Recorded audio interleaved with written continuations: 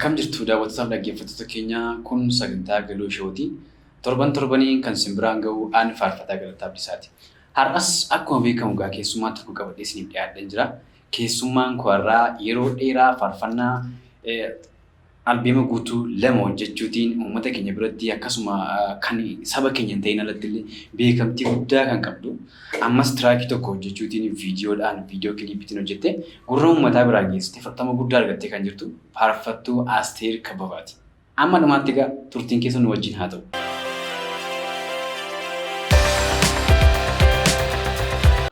Baga nagaan nuuf taasisu. Tole baga nagaan na eegdan. Kan yaada egaa baay'ee namatti tola. Waamicha keenya kabajee istiidiyoo keenyatti argamu keetiin baay'ee si galateeffachaa. Mee gara yaada keenyaatti dabarraa kallattiidhumaanii ka'umsi tajaajila keetii waanuma abbaan kifaa paastirii ta'an wajjin wal qabatamoo garaagara isa kana dhaggeeffattoota keenyaa fi fagootee darbita. Yeroon kana siin jedhu namoonni baay'een abbaan isaanii yeroo darbis kaaseen ture gaaffii kana yaada kana kaaseen ture namoonni baay'een abbaan isaanii waldaa keessatti yoo guddate abbuma isaanii fakkaachuutiin ayyaana irra jiraate otoo hin taane ka'umsi abbaa isaanii waan ta'eef akka waan dhaalatti darbanii yookaan ayyaanni sun dhaalaan daddarbaa isa kana wajjin wal qabsiistee kaasuta isa kana nuu kaase. Okay, gaariidha dhugaa dubbachuuf taananii ka'umsi tajaajila kootii kan na waame Kiristoos yoo ta'e iyyuu gara hojii kanaatti achi keessatti garuu kan Waaqayyo sababeeffatee dhugaa kana akkan faarfadhu yookiin akkan dhufu na godhee abbaadhuma kooti jechuudha. Mana Waaqayyootiin dhaladhee ittuma dhaladhee jechuudha amantii. Isaan immoo bara dargaggummaa isaaniitti gooftaa fudhatan. Itti haadha kootii walitti dhufan jechaadha. Na yeroo sana maatii isaa biratti dhukkubsatee carraan isaa nu bira miti waan ta'eef warra pheenxee jedhaman sanatti geessaa jennaan maatiin akka nama dhaqanii ofirraa gatanitti biyya amantiin kun jalqabetti isa gatanii deebi'ee. Eessammoo inni hedduutti jalqabe sun eessatti gatanii? Muka diimaadha. Achi dhaqee achitti dhiisanii hin amannee dhukkubicharraa hin fayyee wangeela baratee maal jedhee dargaggummaa isaa keessatti jechuudha. Deebii abbaa fi haadha isaatti yeroo deebi'u amantiin kun haaraadha achitti. Amantii kana eegalee namoota barsiisuu, namoota amansiisuu kana itti fufee jechuudha. Abbaa amantiitis. Isa booda haadha kootiinis walitti dhufanii qaalluu baay'ee ture. Dashee kan jedhamu maal namoonni baay'ee yeroo seexanni isaan rakkisu abbaa muumichaa jedhama akaakayyuun kun. Bakka ta'uu dideeraa waaqa warra abbaa muumichaa sanaan amana malee jedhanii murteeffatanii dhufanii amanaa kan turan jiru. Itti hidhamee itti reebamee. Abbaa muumichaa qaaddicha moo maquma faazarii fa'i? Maqaan abbaa muumichaa jedhamu kuni abbaa kootiitti akaakayyuu jechuudha. Sababii achi ta'eef waldaan waan sana adda baasanii waan hin beekneef waaqa warra abbaa muumichaa isaan walumaa galatti gala. Waaqni kun waaqa akkamii akka ta'e akkuma achuma gaanii baru malee duubaa yeroodhaan isaaniin galachaa dhufanii achitti waaqeffataa turanii abbaan koo yeroo tajaajila kana keessa ture xiqqummaa koorraa kaasee mana keessatti macaafanaa dubbisuudhaan sagalee waaqayyoon barsiisuudhaan naaf kadhachuudhaan na gorsuudhaan na guddisan jechuudha. Sababa sana sii kaasee fi namoonni yeroo baay'ee akkuma amma sii kaasee tureyyuu utuu isaanii fi gariin gara tajaajilaatti kan isaan seenanii waan abbaan isaanii waldaa keessaa iddoo qabuuf iddoo argatanii tajaajila of godhu. Ayyaanichi hin gallee fi waamichichi hin gallee fi jechuun ayyaanichi gaafa sin jedhu hojiin ayyaanichaa jechuudha karaa biraa ituma sun hin galamee fi tokkoffaa bilchina tajaajilaa hin qabanii abbaan isaanii achuma luba waan ta'eef isaanis luba dhufanii akka waan dhaalaatti deeman sanatti kaasama waan ta'eefanii sii kaase. Siif ammam sii gali ka'umsa kee sanarratti gaafa kaasnu ammam sii gallaan jalqabdee tajaajila? Ani dhaala isa jedhu kanaan wal qabatee yoo ta'e gaaffiin kee dhugaa dubbachuuf waamicha malee dhaala jedhee yaadu. Garuu abbaan koo waan gaarii narratti hojjeteera jechuudha sagalee waaqayyoo natti himuudhaan. Jechuun waaqayyootu na waamee fedhan qaba. Faarfattuu ta'uudhaaf fedhan qaba. Akkamittiin faarfattuu ta'uu danda'a? Yoo waaqayyo si waameedhaan jedha abbaan koo. Xiqqoo ta'e yeroo kadhadhu jechuudha. Umuriin koo naan eeyyamu garuu fageessee faarfattuu beekamtuu ta'uu yaadamtu. Na waaqayyo faarfannaa naa kennuu qaba nan kadhadhaan jedhaan siireessii ta'e abbaa kootiin. Inni waan barbaade siif haa kennu ati kadhadhu naan jedha. Ayi sagalee waaqayyo irratti si keessaa abbaa kan ta'e mucaansaa yoo buddeena kadhate namni dhagaa kennuuf jiraaree jedha waan ta'eef faarfannaa yoo kadhate faarfannaa nama naa kenna malee waan biraa naaf hin kennu jedhaan siireessiin taa'aa jirti jechuudha. Achi booddee kolfee yoo jabaadhu kanaan jedha anis utuman kadhadhu faarfannaan natti dhufe jechuudha. Naaf kenname halkan yeroo irra firrii bakka irratti yookiin namatu faarfataan dhagaa yookiin sagalee dhuman dhagaa ka'een yeroo sana mabraatiin jiru baadiyyaadha waan ta'eef kirbiittiidhaan kuraasiisa jedhamu qabsiiseen ka'ee barreessa jechuudha. Ka'ee barreeffadheen gad deebi'ee rafaa ganama immoo ittiin xumura yeroo naa xumuramu lakkoofsa sammaannaa. Kanaaf isaan macaa kanaa dubbisanii karaa natti argisiisuu irratti narratti hojjechuutti kan na waame waaqayyoodha. Wanti kun yoo dhaalames immoo waan gaariidha waan ta'eef. Ayyaanichi daddarbaa wajjin wal qabsiisnee kaasnee turre. Ituma ani garuu akka kootti ituma daddarbee wanti gaarii yoo daddarbee yoo rakkina qabu. Namoonni kana na gaafatu sanyiidhaan sinitti darbamoo isiin obbolaan koo sin ta'eeru waan ta'eef waamichuma waaqayyootiin naan jedhu. Amma faazariin fa'aa paastarii ta'anii tajaajilaa jiruudhamu. Ayyaana isaan qaban irraa wanti sii darbee jira. Faarfannaa qofaan amma faarfannaan fedhii ati qabdu sii dhufe. Yaadni kun si galee. Faarfannaan fedhii ati qabdu waan hin qabuu fi naan kadhadhaayyuu faarfannaan naa dhufuu jalqabeetti miti. Kadhadhee argadheera. Isan argadhe kanarratti immoo abbaan koo ana caala sagalee waaqayyoo waan beekaniif ijoollee waan hin ta'eef karaa natti argisiisaniiru abbaa fuudhas abbaa fuudhis isaanii na guddisaniiru jechuudha. Kanaaf kan biraan immoo sanyii kennan eebbisaa akkuma Idoo Abiraamiin waaqayyo sanyii eebbaa tokko dabalee ammas sanyii sana eebbisuu danda'a jechuudha. Sanyiidhaanis darbuu kan danda'u eebba waan ta'eef kunis darbuu hin danda'a yaada.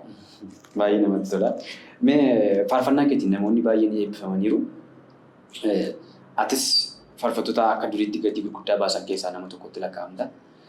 Faarfannaan yeroo sii kennamu barreessuutiin immoo sagalee dhaga'uutiin immoo mee akkamiin egaa faarfannaa kanatti gaafa deebinu kan namoota baay'ee yeroo ilaallu gosa garaagaraa kaasu namooti utuu ta'anii sagalee dhaga'an jiru, utuu kadhatanii kan dhaga'an jiru, utuu rafanii ribaa kan isaan dammaqsu jiru, utuma deemanii akkasumatti barreessaa kan deeman immoo jiru. Kan kee akkamittiin isti? Anaaf haalli kennama faarfannaa anaaf foormulaan qabu dhugaa dubbachuuf taanaan yeroo rafu naa kennama hirriba keessa nan dhaga'a. Yeroon karaa deemus nan dhaga'a. Tun taa'ee sagalee waaqayyoo dhaggeeffadhu waldaatti yeroo namni macaafa qulqulluu dubbatu achi keessaa nan argadha. Yeroo abbaan koo macaafa na dubbisus faarfannaa naan ammoo yeedaloodhaan natti dhufa jechaadha.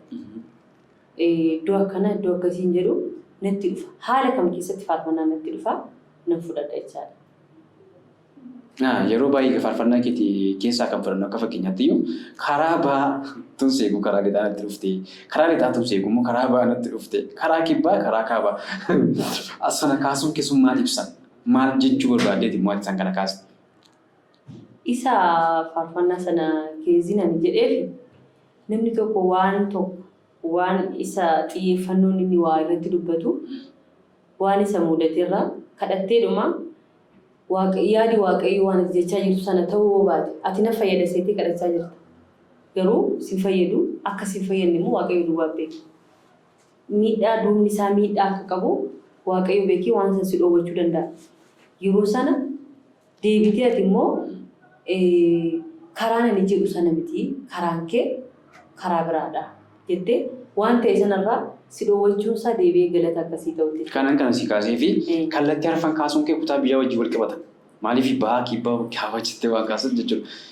Isuma wajjin waan kaaste fakkaata. Gama fudhatuutuma ni kamiin kallattii gaafa jecha sana ilaallu ba'aa nutuun seeguu dhiyaan yookaan immoo kan itti jalqabdee dhiyaan nutuun seeguu ba'aa nuufteera. Inni sun akkamitti namootaaf haa galu? Irra caalaa faarfannaa waan macaafarra dhaabadhee dhugaa dubbachuuf taanaan jechuudha. Jechuun yeroo baay'ee Daawitiin yoo ilaalle abbaan isaa kan dhiyeesse akka dibamuuf kan dhiyeesse mucaa hangafaadha. Yaadi waaqayyoo garuu Daawit irra ture faallaadha jechuudha. Abrahaam karaa gaariin argadhe alaa ta'e yeroo inni isa kana eegee dadhabee xumuree kara sana ta'uu danda'a yeroo inni reega mataa isaatiin gara biraatti seenuu jedhu yaadi waaqayyo garuu saaraadha. Akka namaatti immoo xumurameera. Faallaa waan ta'uufi macaafa wal qabsiisee qaxxaamura karaan kee namaan galle waa'een kee karaa dhiyaas eegee naannoo bahaas argi jechuun yeroo baay'ee waan namni herreegurraa adda kan ta'e gootaa yaada jedhu ibsuu barbaadaniiru. Herreega namaatiin adda faallaa ta'ee argama. Malee kutaa biyyaa wajjin walii qabatu? Kutaa biyyaa wajjin waliin qabatu. Dhugaa dubbisuuf taanaan hin qabatu. Akkas taanaan baay'ee namatti tola. Baay'ee gaariidha akkas taanaan. Yeroo kaasettii kee hojjettee ammatti kaasettii lama hojjetteetta. Amma immoo tiraakii haaraa viidiyootiin hojjettee uummata biraan geessiteetta. Gara jalqabaatii kaasnee gidduurra kan jiru kanas jechuun albeema tokkoffaa lammaffaa kana gidduutti qorumsoota baay'ee ati faarfannaaf kaffaltee gatiin ati faarfannaaf kaffaltee gurra sabaa keessa jira baay'inaani. Sana mee maaliif kaffaltee akkamitti kaffalte? Baay'een kaasettii hojjechuun gaafa isin jedhee siif haa galu yaadi koo istiidiyoo galuu keerraa kaasee amma baastutti faarfannaan bahee gurguruu wajjin walitti qabatee sanarratti wal'aansoo guddaa keessa dabarsitetti haasa'ama yeroo baay'ee. Inni kun ammoo dhugaadha. Gaaffiin isaan maqaa sana walitti qabdee kaasta. Dhugaa dubbachuuf taanaan faarfannaa lakkoofsa tokko hojjechuuf yeroo ka'e umriin koos naannee eeyyamutu. Umriin koo akka umriitti xiqqoodha. Ayyaanni na keessa jiru garuu guddaadha. Maaliin godhee fedha faarfannaa kaasettii hojjechuun horadhe. Yeroon horadhetti hafuurri waaqayyoo immoo ija si jabeessa yookiin immoo akkati konfideensii qabaatu si godha. Dhaqeen waldaa koo bira naqe. Waldaan koo faarfannaa lakkoofsa tokko kana fedha keessa yoo ta'e siniifan kennaa hojjetadhaati itti fayyadama waldaan itti naa guddatu jedheen gaafadhee ture. Isaan achi keessaa ati faarfattuudha moo kan naan jedhe jira. Intalli kabbabaa kun waama sagalee ishii miidhaguuf kan namaa faarfatti kan ishee miti faayidanii warri yaadan xiqqoodhas jedhanii akkasitti kan yaadan jiru. Kaasettii immoo hojjetanii biyya keenya keessaa warri na dursan waldaanis hojjettee fi milkaa'uu didee gurguramuu didee jechuun bakka kan ta'ee jira. Jiilas qabu waldaan. Na in milkaa'anii yaadne jechuun haala koottis faarfattuu ta'uu koottis badaa jechuun namannee kolfanii bakka akka qoosatti fudhatu. Hangaruu sirreessa ta'een itti dhiyeessee jechuudha. Achi booddee yaada kana nafaan fudhannee hojjetachuudhaafis ta'ee fedha hin horanne hangaruu gaafa kana godhu carraa jalqabaa isaanii kenne carraa kana erga isaan fudhachuu didanii namuma na gargaaruu danda'u tokko akka kamitti ergaan kun gurra uummataa keessa gahuu qabadee yaadee namni yaada naa dhiyeessee jira. Siif hojjennaa waan jedhu kana yaada kaasanii achi booddee dhaqee hojjechuu murteessa. Achi booda dhaqeen faarfannaa hojjedhaa naaf kadhadhaa hin jedheen. Ammas taanaan konfideensii guutuun ani isaanitti dubbadhu kun dhugaa dubbachuuf isaanitti ulfaata. Maal abdattee maaltu ishee dubaran tala kanaa yeroo jechuun maaliif akka kanatti guuttee dubbattee afaanis guuttee shakkii malee akka kanatti jedhu. Kadhannaa qofa isinirraan barbaada naa kadhadhaa hin jedhee yeroo murteessatti na waamatii nagaan dhaqii milkaa'inaan jedhaa isaan gaafadhee. Jechuun carraa sana naaf hin kennine. Amma kan kaaste ijoollummaa wajjin wal qabsiistee kaaste ijoollummaa kee fiiyyuu sitti uffatiin kan jedhu immoo caafamee jira. Ati garuu umuriin koo hin eeyyamu jettee kaaste maal jechuu keetamu sun? Kana jechuun koo akka ilaalcha isaaniitti ergaa bilchaataa tokko qabattee mucaan amma kanaa tokko durbaadha biyya kana keessatti dhiirriyyuu bahee hin milkaa'u. Akkuma aadaa naannoo yaada jirurraa ka'aniitu isaan herreegu jechuudha. Kan biraan umurii ishee xiqqoodha. Ergaa bilchaataa kan qabatteetu madaqxee maal jetteetu jaalatamti uummata biratti dhaggeeffatamuu danda'a isa jedhu shakkii qabu jechuudha. Karaa waldaa mormis irra geeku. Innaa achi booda naaf kadhadhaa innaan erga isaan didanii booda yeroo naaf hin kennine guyyaa isaan kadhannaa qaban ija jabinaan jaarsolii waldaa guyyaa kadhannaa qaban jira. Kan mataasaa banadheen itti seenee nan jilbiifadhee naaf kadhadhaa hin jedheeni. Bakka namoonni tokko keessaa naaf kadhatanii achuma keessaa immoo raajiis kan ta'an jiru.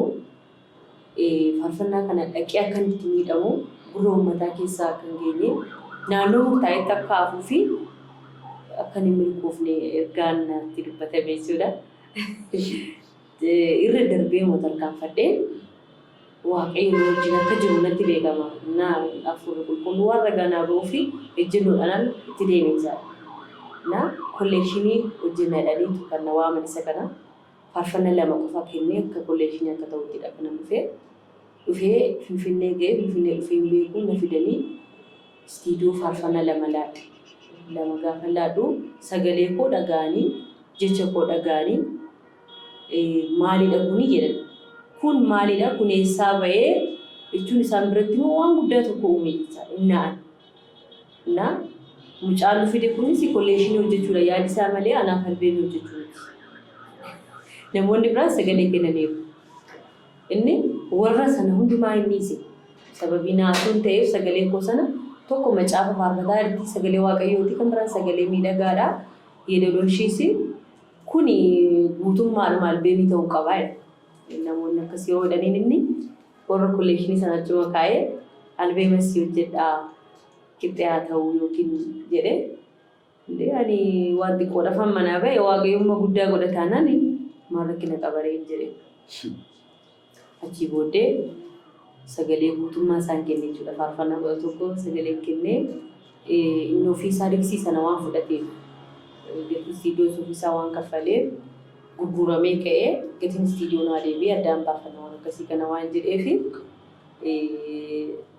toleedheen isumatti ilaalee deebi'ee meeshaan hundi hojjetamee gaafa deebi'u na waamanii faayinaalii dhufee waraabamee namoonni manni faarfannaa tokko tokkos bituudhaaf gaafatanii gurgurree addaan baafannaa siyaada jedhu kaafamee isa dhiifamee immoo inni ofuma isaa mana faarfannaa banee gatii jarsu sinii keessii kennan sana amma manni faarfannaa maqaa dha'e sana jechuudha.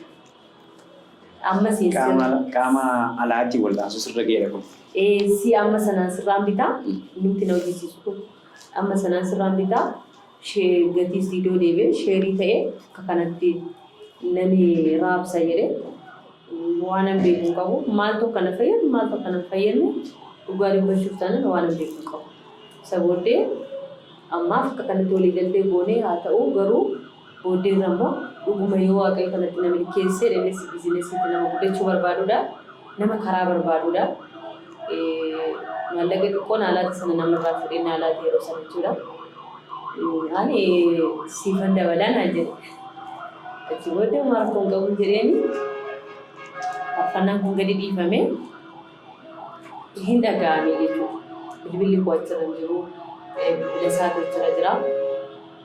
Waan baay'ee natti tolu keessaa bu'aadhaan kan wal qabate waan nuti qabee maallaqa isaa ta'u haa dhabamu malee kaayyoon koo ergaan kun uummata biraa akka qaqqabu dhaloonni akka itti fayyadu. Dhiibuun kun guddaan isa kana waan ta'eef kun immoo ta'uu isaatti dhaga'amuu isaatti nan gammadee waaqayyoon nan galateeffadhee isteeppii jalqabaa irratti istiidiyootti haala kanaan nan lakkoofsa tokko hojjetee jechuudha. Baay'ee namatti tola. Inni kun wal'aansoo karaa waldaa kawii immoo qaama keessaa sitti dhufedha. Mee alaa maaltu si rakkisaa ture? Amma namoonni baay'een gatii baay'ee kaffalan faarfannaa fi karaa alaas mudannoon wal'aansoon lolli dhiibbaan mormiin garaagaraa hin jira. Hin kaafama yeroo baay'ee maaliif faarfannaan gatii nama kaffalchiisa waan ta'eef jechuudha. Hanqin immoo saalaa wajjinis kan wal qabate baay'ee kaasu yeroo baay'ee inni alaa sun maal ture meesti? Dhugaa dubbachuuf taanaan faarfannaan kun dhaga'amee erga milkaa'ee booda namoonni baay'een itti eebbifamanii gurra nama baay'ee keessas bu'ee maqaa koos dha'anii beekamtiinis erga dhufee booda muudannoon na mudatee jira.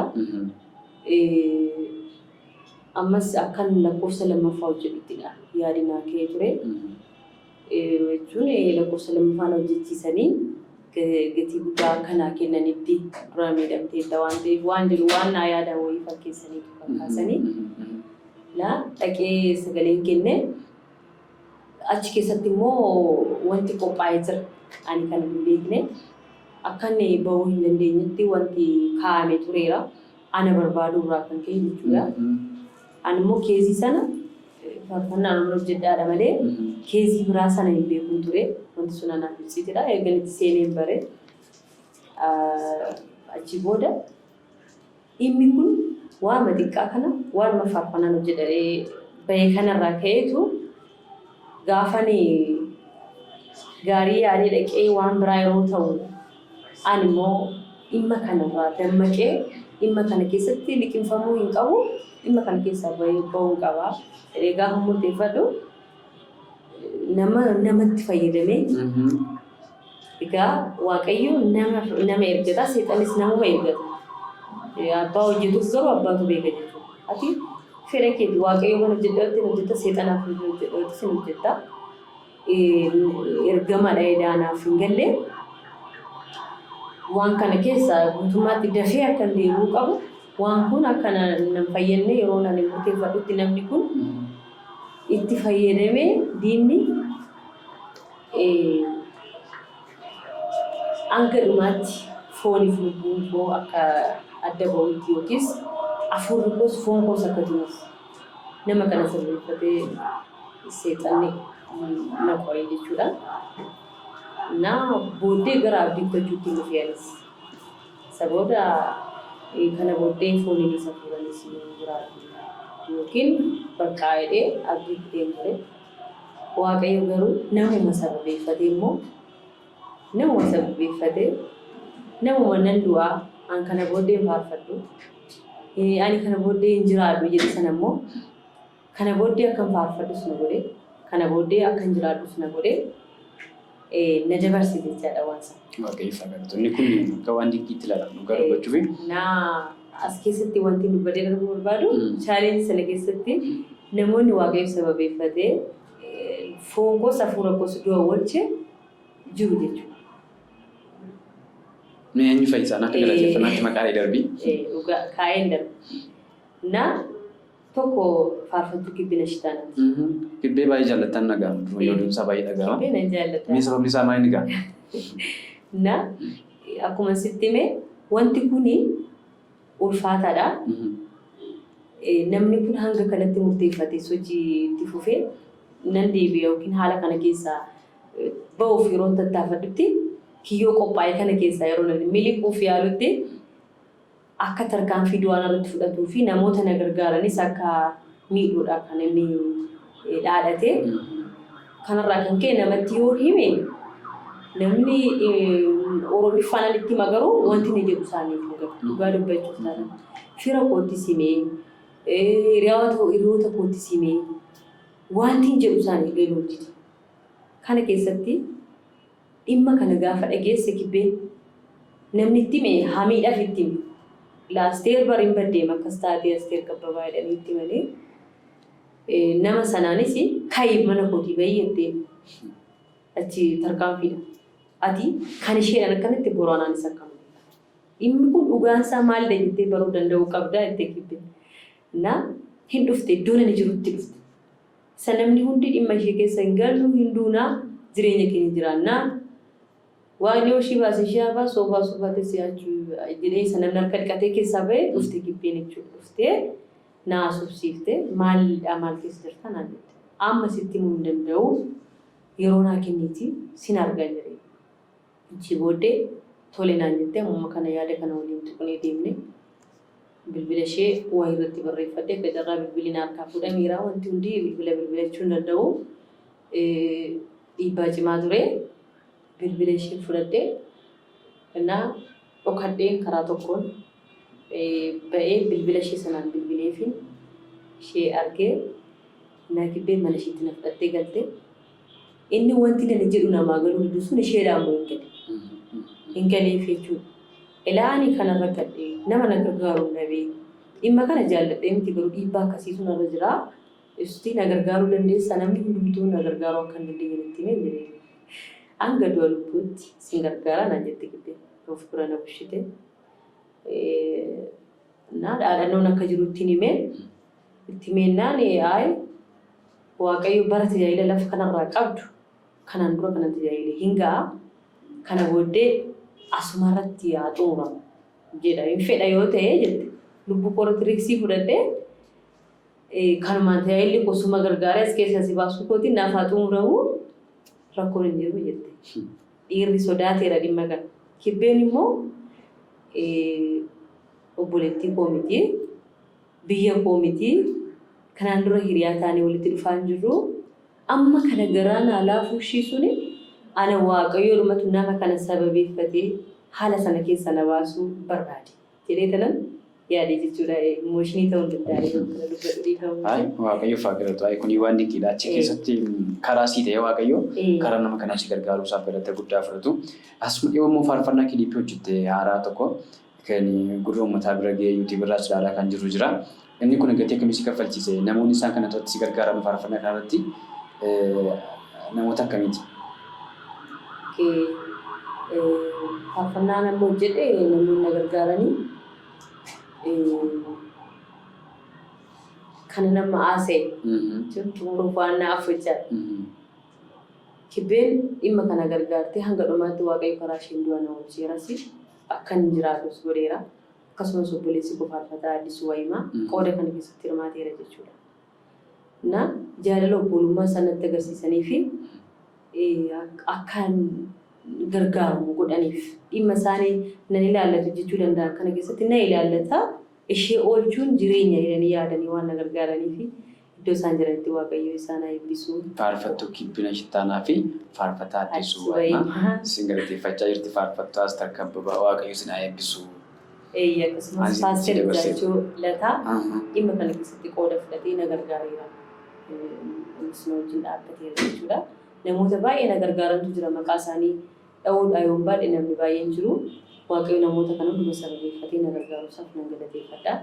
Itti fufuudhaan faarfannaa amma hojjetame kana dhugaa dubbachuuf namoonni Asteer maal taate waan gaa'ila dhaabdeef immoo faarfannaa kan dhiisteef miidiyaa irraa dhabamteetta faarfannaa haaraa hojjechaa hin jirtu jedhanii na gaafataa turan. Ani immoo garuu gaa'ila dhaabuun koo faarfannaa nan dhaabsifne itti na fufsiise malee jechuudha. Waaqayyo ulfina argatu. Faarfannaa hojjechuu sababiin dhiisee fi hojjechuudhuma waan an dadhabeef haala jiru jechuun bakka yeroo kana maal akka ta'e beekamaadha. Baajata baay'ees barbaada. Nero hojjedhadhee yaalee yeroo meeqaa humna kootii ol ta'e waan dhiisee tajaajila garuu mucaafoos garaatti baadhee kan ji'a 8 biyya adda addaa dhaqaan ture harkattis baadhee deemaan ture hin dhaabne. Amma haala keessa jiru kana gaafa namoota tokko taasisuu faarfannaa kana dhaqee istiidiyoo galee Agaappee istiidiyoo kan jedhamu Iyyaasuu Calqabaa kan jedhamu Hoolataa irratti hojjechaa kan jiru jira. Siifan hojjedhaatii seenii jedhee ani akkasitti bara hojjechuu nan barbaada garuu humna hin qabu jedhee itti meennaan rakkoon hin jiru Asteeriin dhiphatiin seenee nan seenee tokko na gargaare. Namoonni tokko immoo hirmaatanii faarfataa Abbuu Gidachoo kan jedhamu jira. Obboleettii isaa Warqinash kan jedhamtu jirti. Mucaamti viidiyoo naa hojjete illee Siinaa fiilmii piroodakshinii Joosaatu Jibaa faarfataa Joosaan inni illee hojjedhu naan jedhaniitu waan isaan barbaachisu guutummaatti narraa argataniitu hin taane sappoortii na godhanii akka faarfannaan ammaa kun gurra namaa keessa bu'u godhanii jechuudha. Gidduutti faarfannaa keessaanaa fi irraa daawwattoota keenya faarfannaa Asteer kiliipii haaraati isa isheen hojjette baaste kan yuutuubii irra jiru dhaggeeffannee walitti deebina.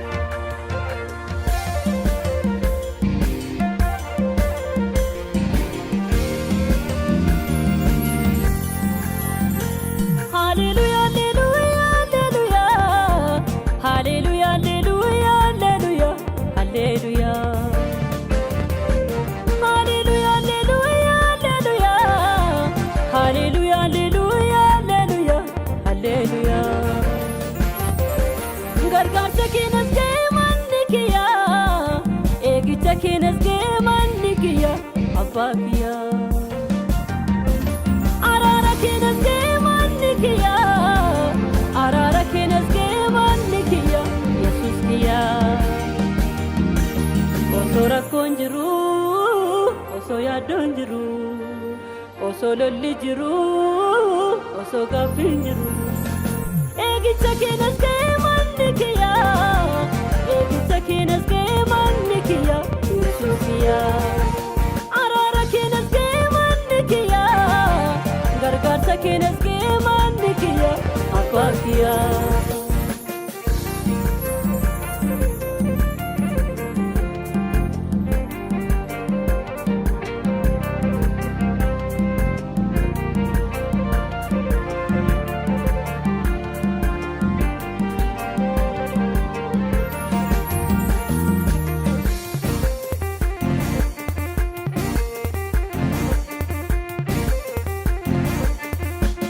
Hojjettee zayitii tartee jiru koo miidhagee si'in ejjennaan koo Yesuus nagaan koo Hojjettee zayitii tartee jiru koo miidhagee si'in ejjennaan koo Yesuus nagaan koo Cabaa koo ittiifdee dibaataa na dibdee Fayera madanko madauken Yesus ko Tabako itibde dibatana dibde Fayera madanko madauken Yesus ko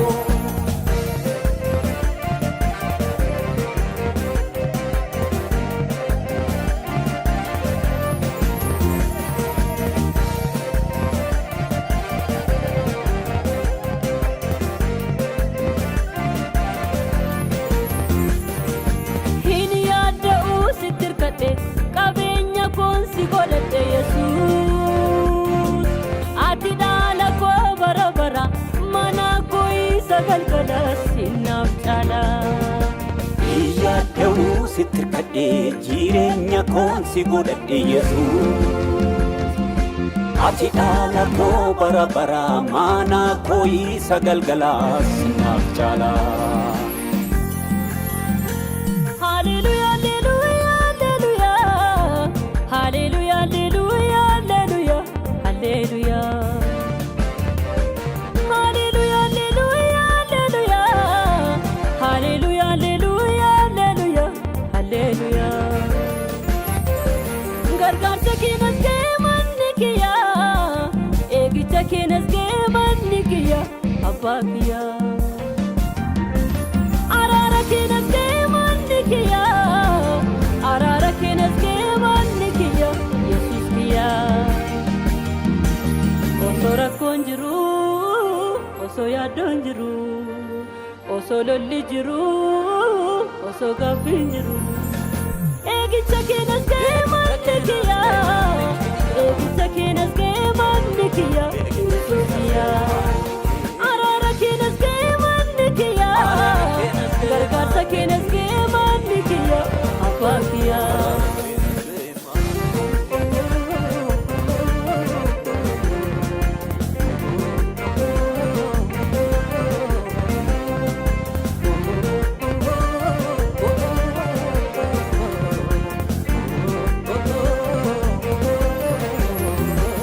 Ejjennaa koof gooteetta diinaa koo mirga kee ta'e anaaf lammummaan koo gaariidha carraan koo ejjennaa koof gooteetta diinaa koo mirga kee ta'e anaaf lammummaan koo gaariidha carraan koo harki kee na tiksee na fideera tirsee teessoon koo mirga kee ta'eera mucaa kee harki kee na tiksee na fideera tirsee teessoon koo mirga kee ta'eera mucaa kee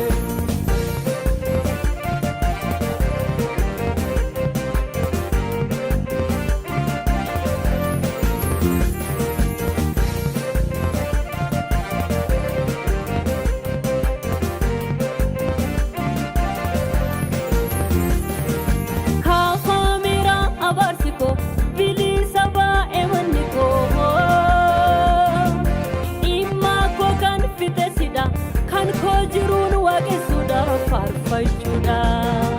Kaafameera abaarsi koo bilisa baa'ee manni koo. Dhimma koo kan fiteessidha kan koo jiruun waaqessuudha faarfachuudha. Kan koo jiruun faarfachuudha. Kan koo jiruun waaqessuudha. Kan koo jiruun. Kan koo jiruun.